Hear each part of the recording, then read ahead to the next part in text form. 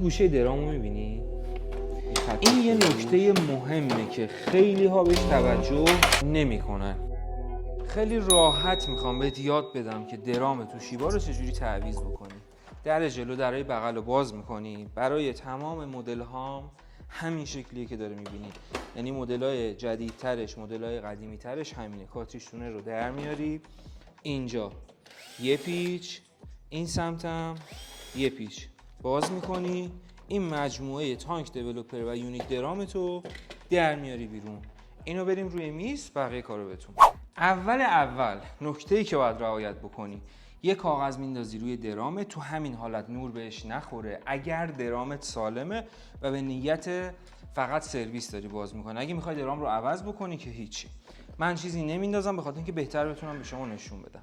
اولین کاری که میکنی، این کانکتور از بالا میکشی بیرون.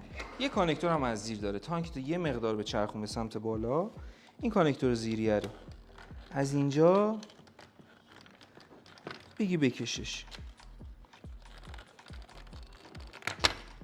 این هم در میارم بیرون. از جلو 2 تا پیچ، یکی اینجاست، یکی هم اینجا. این 2 تا پیچ رو که باز بکنی، اینجا رو نگاه کن، یه دونه خار داره. یه فشار میدم، دیدی پرید بیرون. این قابو میکشم، در میاد بیرون.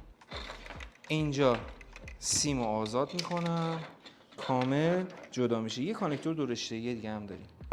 اینم از اینجا میکشم. در که جدا کردی، یونیت درام رو به این صورت برمیداری، میذاری جلوت. این تانک دیولپر رو من میذارم کنار. میخوام درام رو عوض بکنم و بلید رو. اینجا رو نگاه کن. اینجای درام یه نگهدارنده داره از جلو، این سفید است. این باید بچرخه. میچرخه به سمت چپ، میکشیش بیرون. این در میاد. درامت به همین راحتی در میاد بیرون. توشیباها سر درامشون یه دونه بوش میخوره. این بوشه. این اگر نباشه درامت خیلی زودتر از اون چیزی که فکر میکنی خراب میشه. این حتما زمانی که خواستید درام نو بندازید اینو جا میزنید، بعد درامو میندازید. این هم اینجا یه دونه دی شکل داره، یه خط، یه پخی صاف داره که میفته قسمت بالاش. پس اینو من با درام جفتشو میذارم کنار. حالا اینجا چی داریم؟ اینجا برای اینکه بتونیم بلید رو باز بکنیم، اول اینجا رو بیا نگاه بکن، یه دونه خار اینجا هست. این خار رو فشار میدم به سمت داخل، این قسمت بلنک لامپمون در میاد بیرون. حالا شارژرمون چجوری در میاد؟ به همین راحتی. ببین یه فشار کوچولو به سمت عقب بدی در میاد. از این سمت هم 2 تا خار نگهش داشته. من شارژر رو هل میدم به سمت انتها، خیلی راحت در اومد بیرون.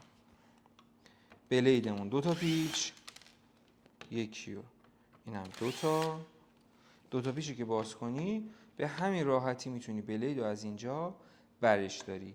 بلید نوت رو باز میکنی، اینجا رو یه جارو برقی میکشی. ما باد اصلا نمیگیریم، اصلا، فقط جارو برقی اینجا رو میکشی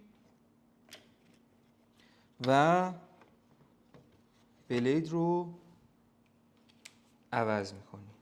2 تا پیچ داشت، پیچ خودرو، 2 تا پیچ رو میبندی.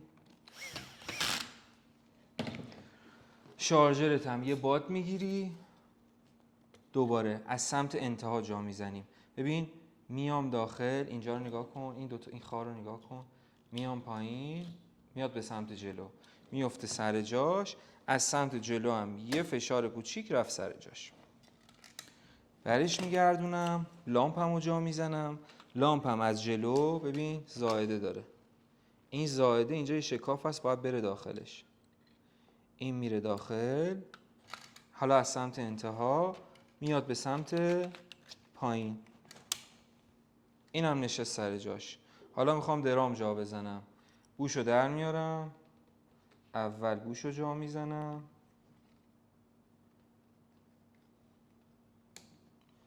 درام رو میندازم. اینجا رو نگاه کن، این اون بوشی بود که درام رو نگه میداشت. میدم میره داخل، میچرخونم تا خارج بیفته سر جاش و سلام. حالا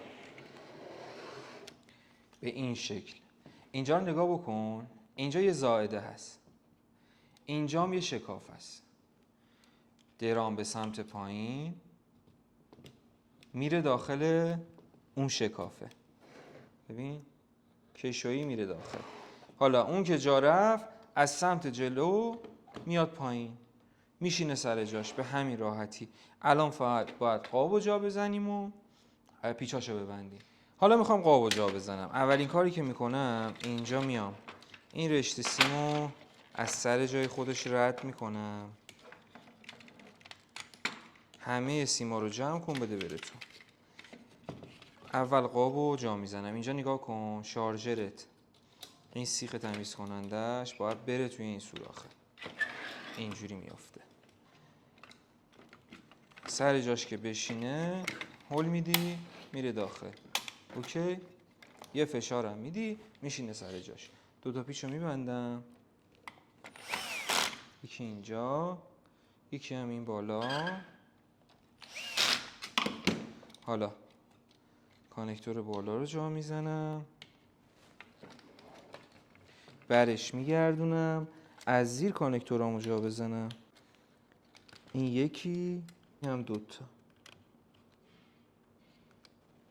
سیمم میدم میره تو و سلام. حالا بریم بندازیم روی دست. درام تو که عوض کردی یونیتو همینجا قرار میدی، هول میدی میره داخل. دو تا پیچو با 4 سو هم نبستی با دستم ببندی کفایت میکنه. با دست سفت سفت کاتریج تونرت هم جا میزنی و قرار رو میبندی و سلام.